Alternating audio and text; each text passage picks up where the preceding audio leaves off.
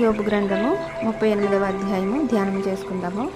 అప్పుడు యెహోవా సుడిగాలిలో నుండి ఇలాగున యోబునకు ప్రత్యుత్తరమిచ్చెను. జ్ఞానము లేని మాటలు చెప్పి ఆలోచనను చెరుపుచున్న వీడెవడు? పౌరుషము తెచ్చుకొని నీ నడుము బిగించుకొనుము. నేను నీకు ప్రశ్న వేయదును, నీవు దానిని నాకు తెలియజెప్పుము. నేను భూమికి పునాదులు వేసినప్పుడు నీవెక్కడ నుంటివి?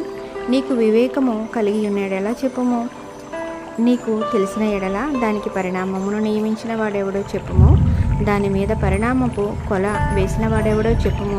దాని స్తంభముల పాదులు దేనితో కట్టబడినవో చెప్పుము.